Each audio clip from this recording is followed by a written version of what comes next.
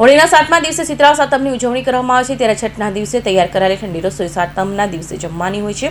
શીતળા સાતમના દિવસે શીતળા માતાની પૂજા અર્ચના કરવામાં આવે છે અને આખા દિવસ દરમિયાન ઠંડુ ખાવાનું જ હોય છે। હિન્દુ ધર્મમાં શીતળા સાતમની પ્રચલિત કથાઓ પણ છે।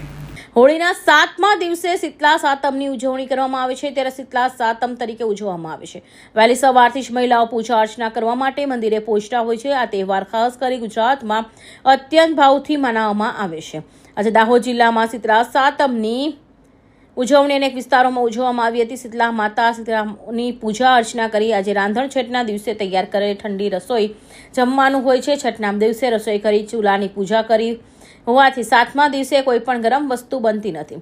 સાતમના દિવસે લોકો ઠંડા પાણીથી સ્નાન કરી સ્વચ્છ વસ્ત્રો ધારણ કરે છે।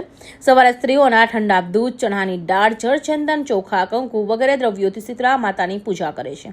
માન્યતા છે કે આ વ્રતથી કરવાથી સંતાન પ્રાપ્તિ થાય છે, તેમજ બાળક જો વારંવાર માંદું પડતું હોય તો તેને પણ માતાજી રોગમુક્ત કરીને સ્વસ્થ રાખે છે। શીતળા માતાનું મહત્વ ઘણું જ છે। હિન્દુ ધર્મમાં શીતળા સાતમની પ્રચલિત કથાઓ પણ છે। સુરેશ કાપડિયા, દાહોદ।